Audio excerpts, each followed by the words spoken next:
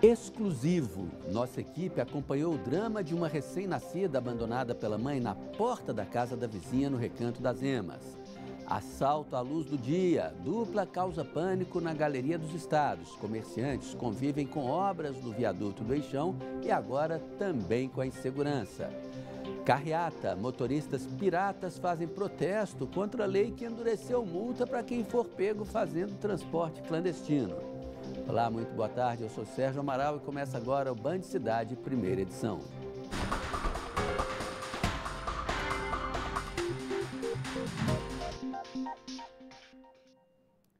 Olha só que história. Uma mulher abandonou a filha recém-nascida na porta da casa de uma vizinha e desapareceu. O caso foi no Recanto das Emas. Há 4 meses, uma mãe desempregada de 6 filhos cuida da menina como pode. Ela procurou o conselho tutelar assim que a criança chegou, mas a situação se arrasta e o jeito foi recorrer à nossa ajuda. A repórter Natália Pazzi acompanhou esse drama cheio de emoções e também de reviravoltas. Veja só. Nessa casa simples e pequena, Tereza mora com o companheiro e os filhos. Mas há 4 meses, uma recém-nascida foi parar na casa dela, o que pegou todos de surpresa. A mulher revelou que a menina foi deixada pela mãe, uma moradora conhecida da região do Recanto das Emas. A história da Ana Júlia é que a mãe saiu, né, para viajar, pediu, né, que a Ana Júlia ficasse comigo, porque até eu falei para ela que não tinha condição dela levar a Ana Júlia para uma fazenda, um lugar onde ela não conhecia. A Ana Júlia estava doente, no outro dia teria uma consulta e ela perguntou se eu ficaria e eu fiquei com a Ana Júlia. Na mesma noite ela foi embora e até hoje. Mesmo com toda a dificuldade, a mulher não deixou que a bebê fosse levada para um abrigo. Agora, mediante termo de responsabilidade concedido pelo Conselho Tutelar, a pequena Ana entrou para a família Soares temporariamente. A gente vai lutar por ela, mas não deixar ela com ninguém estranho. Tereza está desempregada e tem outros 3 filhos. 2 voltaram para o Maranhão e vivem com a mãe dela. A situação é difícil para comprar comida e pagar as contas. A casa, que foi doada pela igreja para a família, é mantida com doações. O Conselho Tutelar encontrou a avó materna da criança, que veio para o Recanto das Emas na manhã de hoje buscar a Ana Júlia. Ela não quis gravar entrevista, mas afirmou que estava ajudando com doação de leite para a bebê. Para o conselheiro, disse que apenas hoje teve condições de pegar a criança. A gente ligou para a avó e a avó veio aqui hoje. Iremos entregar a infante para a avó, sob medida protetiva, e iremos conduzi-la até o Conselho Tutelar do Santo Antônio Descoberto. O reencontro entre neta e avó foi nesta quarta-feira. A pequena Ana não será mais moradora do Recanto das Emas. Foi para a casa dos parentes, em Santo Antônio do Descoberto. Nós vamos resguardar a criança, entregando para a avó e recomendando a ela que entre com o processo de guarda lá no Fórum de Santo Antônio. Aí o juiz deve dar de imediato a guarda provisória. Que história, hein? Quem anda pela Galeria dos Estados reclama da falta de segurança. E não por acaso, né? Nessa terça-feira, uma dupla roubou um homem que passava pelo local. Os ladrões estavam armados e agiram em plena luz do dia. A sensação de insegurança é comum em quase todos os pedestres que passam pela Galeria dos Estados. Tenho medo. Em momento algum a gente se sente seguro aqui. Horas a gente vê gente diferente aí passando por aí, abordando a gente aí, pedindo dinheiro. E às vezes esse pessoal, eles se acham uma pessoa só no momento, eles vão pegar e tomar o que a pessoa tem, né? Nessa terça-feira, 2 ladrões assaltaram um homem que passava pelo local. As câmeras de segurança registraram o momento do roubo. Um deles aponta a arma e leva a mochila do rapaz. Testemunhas afirmaram que o homem que foi assaltado disse que tinha R$100 mil em joias na bolsa, mas nenhuma ocorrência foi registrada. Esta senhora é dona de uma lanchonete na galeria há 38 anos. Ela diz que o local está abandonado. Também reclama das obras de revitalização, que devem durar 1 ano. Segundo ela, as vendas caíram e muito. Com a saída do banco, o nosso movimento caiu muito. Com a obra, praticamente acabou, porque as pessoas não descem pelo barulho, pela poeira, pela sujeira e pela insegurança. A gente não tem segurança nenhuma, a gente não tem apoio nenhum do governo, que é o dono desse pedaço aqui. administra esse pedaço, a gente não tem segurança nenhuma. A gente não tem limpeza, a gente está totalmente, no meu entendimento, a gente está totalmente desamparado. Essa estudante também tem medo de passar pela galeria.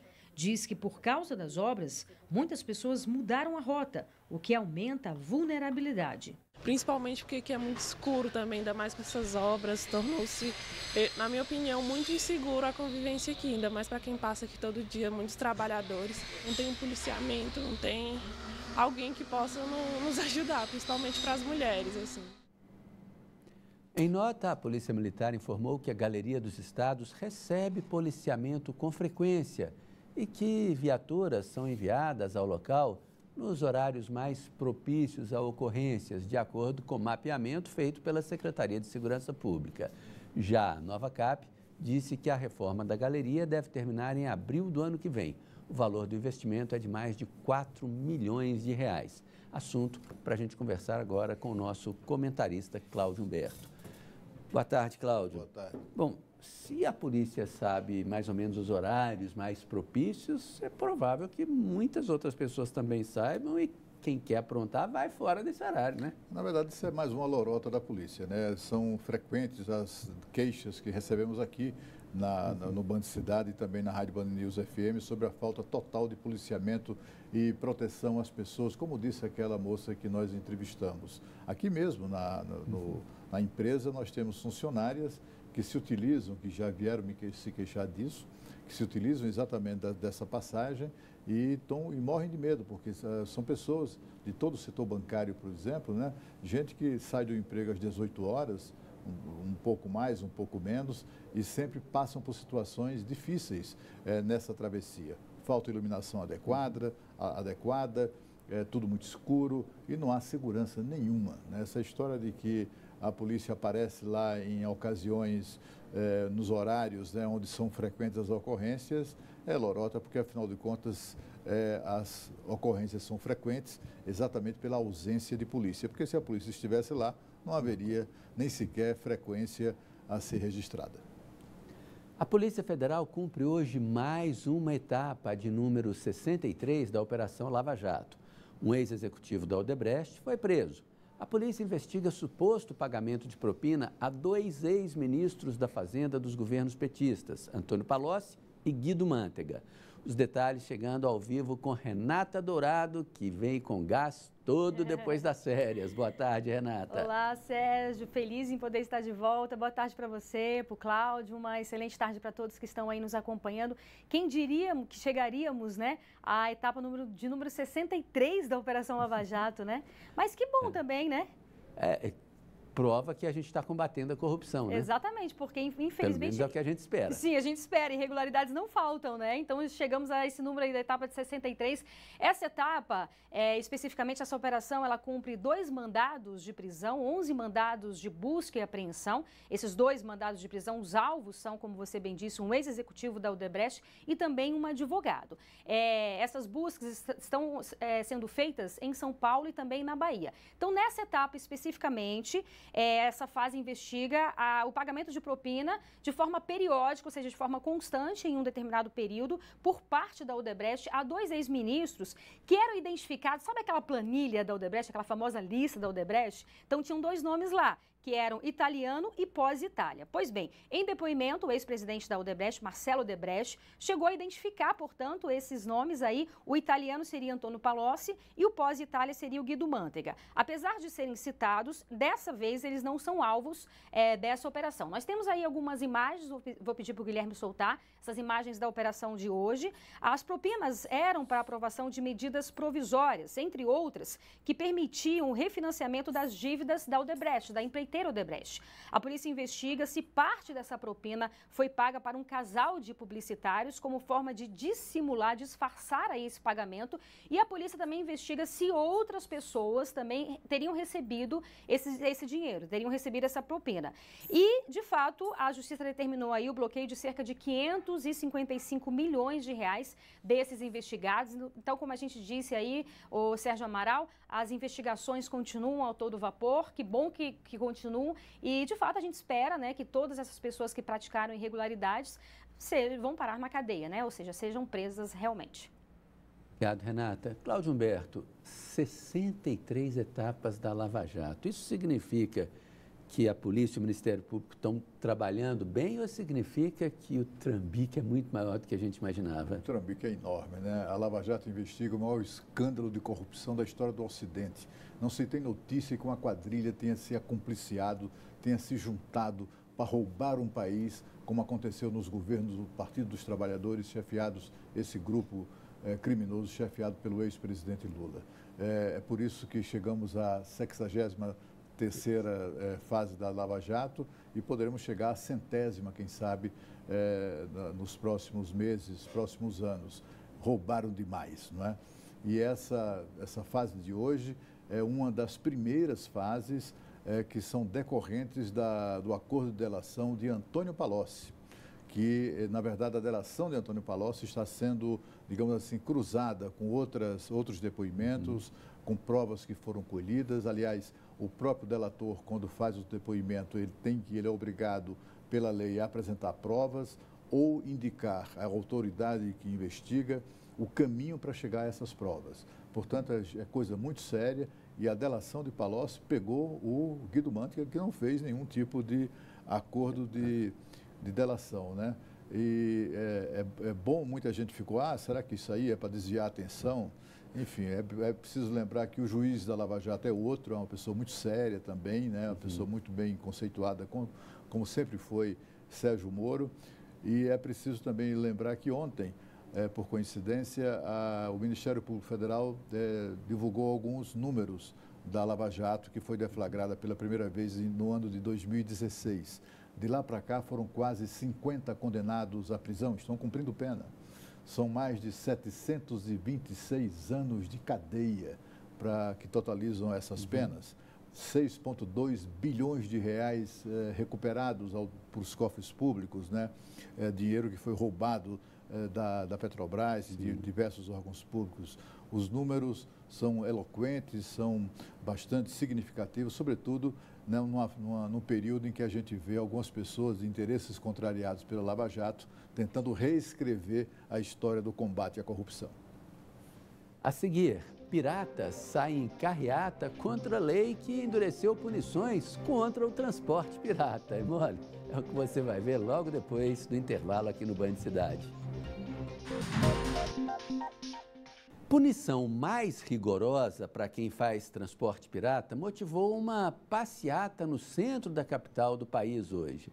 O protesto reuniu centenas de motoristas e bloqueou parte da pista do eixo monumental. O trânsito ficou mais complicado que o normal. A lei publicada em junho, que alterou o Código de Trânsito Brasileiro, foi o que reuniu centenas de motoristas de vans e micro-ônibus no eixo monumental. Os manifestantes reivindicam a derrubada da lei federal. Pelas regras, a partir de outubro, o motorista que fizer transporte irregular vai passar a cometer infração gravíssima. O trânsito, que já é pesado na região, ficou totalmente paralisado. Houve buzinaço. 2 das 6 faixas foram interditadas no sentido Congresso Nacional. O trânsito ficou lento por quase 2 horas. A Polícia Militar acompanhou a mobilização, que não teve registro de nenhuma ocorrência. O movimento contou com o apoio de motoristas de transportes alternativos de outros estados. Líderes do movimento informaram que tentam uma reunião com o governo federal para derrubar a punição mais rigorosa da Lei 13.855. Caso não seja nada feito, nós não temos condição de comportar dentro da economia do nosso país hoje 8 milhões de desempregados. Nós vamos para as rodoviárias e vamos mostrar para os clientes das grandes empresas que eles também vão ser afetados. Cláudio Humberto, claro que o desemprego leva as pessoas a procurarem alternativas para se virar, para conseguir alguma renda. Agora, não dá para desconhecer a lei, né? É uma esculhambação esse país, né? Só mesmo no Brasil para piratas fazerem protesto contra a lei, né? Uma lei que torna rigorosa exatamente o exercício da pirataria no transporte público. É uma pena, a gente verifica que são homens e mulheres, pais e mães de família que precisam trabalhar e aí tiveram a chance de financiar, de comprar uma van e resolvem então transportar pessoas. Esses indivíduos precisam saber que há leis muito rigorosas que disciplinam o transporte de pessoas. É transporte público, são concessões públicas, reguladas pelo governo, fiscalizadas pelo governo. É coisa muito séria para ser exercida de maneira amadorística, digamos assim, né? Eles estão na ilegalidade e isso é impensável. Daqui a pouco, se a moda pega, né, Sérgio? A gente vai ver passeata de traficante reclamando de... Que a polícia está apertando. A polícia está apertando, corruptos vão fazer passeata, concentração ali na esplanada dos ministérios. Enfim, a polícia militar mandou muito mal, autorizando esse tipo de manifestação e, mais do que isso, né, promovendo, patrocinando, né? Há muitas denúncias de que grande parte desses proprietários de vans aqui no Distrito Federal são policiais militares, né? Talvez a PM tenha sido tão gentil por conta desse detalhe. É algo que, é claro, não é generalizado, a maioria não é de PMs, mas há PMs entre os proprietários de vans e isso torna a participação da PM no mínimo discutível, né? Sem contar que o que a PM deveria fazer era, por exemplo, aproveitar que estavam todos ali reunidos e fazer uma boa blitz, né? Porque há muitas denúncias de que essas vans andam em condições precárias, pneus carecas, etc. e tal. A polícia perdeu uma excelente oportunidade de tirar algumas delas de circulação. A Câmara dos Deputados concluiu, na noite desta terça-feira, a aprovação da proposta que obriga o agressor a ressarcir, a compensar o Sistema Único de Saúde em caso de violência doméstica. Quer dizer, tem que pagar, tem que devolver ao governo tudo que foi gasto no atendimento da pessoa. Voltamos então a falar ao vivo com a Renata Dourado. Como é que ficou esse projeto, Renata? Pois é, Sérgio, esse projeto ele já havia sido aprovado pelos deputados, só que ele foi para análise dos senadores. Os senadores fizeram algumas mudanças, algumas alterações, por isso ele teve que voltar para a Câmara. Só que aí os deputados, eles rejeitaram essas alterações aí propostas pelos senadores. Como é que é esse projeto? Como você bem disse, toda a despesa que o SUS, Sistema Único de Saúde, tiver com a mulher que for agredida pelo companheiro, pelo ex-companheiro, esse homem, ele vai ter que arcar com essa despesa. E esse dinheiro ele vai para um fundo de saúde, que pode ser destinado para a União, Estado ou município. No final das contas, esse dinheiro ele vai para o hospital que atendeu essa mulher. Esse homem também ele vai ter que arcar com todas as despesas relacionadas àquelas medidas protetivas. Então, a Justiça determina a medida protetiva. Se o Estado tiver alguma despesa, esse homem também vai ter que arcar com isso. E detalhe, como está ali no ambiente familiar, ele não pode pegar recursos da mulher, obviamente, nem dos filhos. Ele tem que ser recursos dele, né? Ele tem que realmente determinar ali que esses recursos sejam dele, do salário, enfim, de alguma renda dele. Então, é mais uma medida para tentar diminuir essa agressão no Brasil, que é tão grande. A gente lembra aqui que a cada hora 500 mulheres são agredidas fisicamente no nosso país. Então, quem sabe, pesando no bolso aí, a consciência também pode despertar, né? Porque o ideal é, claro, esse homem ter consciência, que ninguém pode agredir ninguém, né? Mas como isso, infelizmente, é uma questão cultural e demora um pouco, agora pesando no bolso, vamos ver se essa realidade muda um pouco, né, Sérgio? Lei justa, né, Renata? Verdade. O cabra que fizer uma besteira uma vez e sentir o peso no bolso, vai pensar 1000 vezes Também antes de acho. fazer outra bobagem, né? Obrigada, Nada. Renata. Hoje haveria uma reunião entre o governador Ibanez Rocha e o Sindicato dos Professores. A ideia era discutir como fica a situação do Gisno, que rejeitou a militarização, mas vai entrar no novo modelo mesmo assim. Só que o encontro foi cancelado e não tem data para acontecer, tá? Bom, depois... A mudança foi publicada no Diário Oficial do DF nesta quarta-feira. Agora, João Pedro Ferraz substituirá o ex-secretário de Educação, Rafael Parente. Ferraz irá acumular a função com a de chefe da Secretaria do Trabalho. Na publicação, assinada pelo governador Ibanez Rocha, o novo secretário vai responder interinamente pela nova pasta. Ferraz vai continuar recebendo apenas o salário como secretário do Trabalho.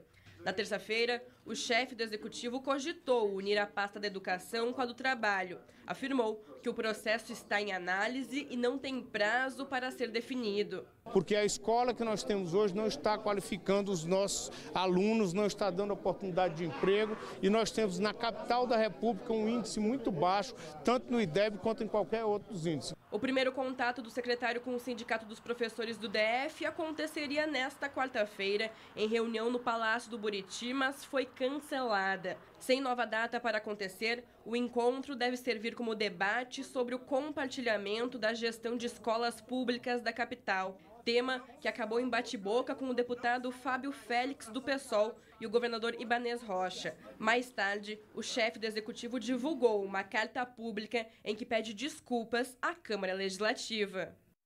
Olha, ninguém explicou, nem o GDF, nem o sindicato, por que a reunião foi adiada. Só se sabe que ela vai acontecer em algum momento. Cláudio Humberto, depois da temperatura alta no primeiro momento, né, as coisas tendem a se ajeitar? Eu acho que sim, né? E vai prevalecer, claro, a autoridade do governador do Distrito Federal. Foi para isso que ele foi eleito. 70% dos votos dos cidadãos de Brasília, porque ele vai lá e resolva, faça aquilo que os outros não fizeram. Foi por isso que Ibanez foi eleito, né?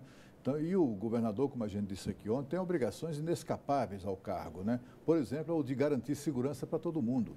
Essas pessoas, por razões políticas e ideológicas, a pelegada do sindicato, os deputados lá da esquerdalhada da Câmara Legislativa, como disse o Ibanez, essa gente não está nem aí para isso. O que eles querem é fazer prevalecer o interesse político deles, as vitórias políticas, ideológicas, etc. Na escola que eles foram lá, fizeram lobby, fizeram boca de urna, né? Fizeram pressão para que alunos, professores e funcionários derrotassem a proposta de gestão compartilhada. Numa dessas escolas que eles venceram, um menino de 13 anos foi esfaqueado na porta da escola. Não há nada que mostre que ser tão necessário, que tenha demonstrado ser tão necessária a presença da Polícia Militar na escola, não apenas para ajudar na gestão dessa escola e também na parte pedagógica, mas, sobretudo, de garantir a segurança dessas crianças, né? Se a Polícia Militar já estivesse nessa escola, com toda certeza, esse menino não teria sido esfaqueado. A seguir, se você tem viagem marcada para São Paulo, fique atento. O estado vive um surto de sarampo e 3 pessoas do Distrito Federal que tiveram contato com pessoas de lá ficaram doentes. Band Cidade volta já. Alerta! A Secretaria de Saúde confirmou o registro de 3 casos de sarampo aqui no Distrito Federal. Das 3 pessoas, 2 são irmãos. A secretaria informa que eles foram contaminados por um terceiro irmão que mora no estado de São Paulo e estava aqui visitando a família. O outro caso foi de uma pessoa que pegou a doença em uma viagem lá a São Paulo. O estado tem registrado, em média, 45 novos casos por dia. O sinal de alerta foi ligado no Distrito Federal. A Secretaria de Saúde confirmou 3 casos de sarampo no DF. Os 2 primeiros casos, eles tiveram contato com um caso que veio de São Paulo já manifestando os primeiros sintomas clínicos. O terceiro caso foi uma jovem que viajou para São Paulo e retornou já apresentando os sintomas. Apesar da confirmação, a Secretaria não vai fazer campanhas de vacinação, já que os casos são considerados como importados de outro estado, assim como ocorreu em 2018, 2013 e 2011. Ainda segundo a Secretaria, as 3 pessoas que pegaram a doença tinham tomado pelo menos uma dose da vacina. Elas precisaram ficar isoladas durante o tratamento, mas já estão recuperadas. Provavelmente a vacina ela amenizou um pouco, né, o sarampo. Eles não tiveram nenhuma gravidade, que no caso do adulto, o mais comum é a pneumonia viral. Eles estão bem, se recuperaram bem, já voltaram a trabalhar, já voltaram a estudar, está tudo certo com eles. Neste ano, a Secretaria de Saúde já fez notificações de 42 casos suspeitos de sarampo. 34 foram descartados, 5 estão sendo investigados e 3 foram confirmados. O DF está abaixo da meta da campanha de vacinação contra a doença, que é de 95%. O sarampo é contagioso e pode ser transmitido pelo ar. A vacina é a única forma de combate à doença. Quem não tomou as 2 doses quando criança ou perdeu o cartão de controle deve procurar um posto para tomar a dose. Nós estamos em alerta, continuamos com a equipe em alerta na busca ativa de caso suspeito para que as medidas de controle, de bloqueio vacinal sejam iniciadas tão logo a gente seja notificado de algum caso. Bom, e não custa lembrar para você que aqui na Band você tem um canal direto para fazer denúncias, mandar vídeos e mostrar os problemas aí de onde você mora. É o WhatsApp do Band Cidade. O nosso número é o que está aí na tela, 999769204. Band Cidade, primeira edição, fica por aqui. Vem chegando aí os nossos campeões de audiência, os donos da bola. A gente volta a se encontrar amanhã ao 12:30. Tchau.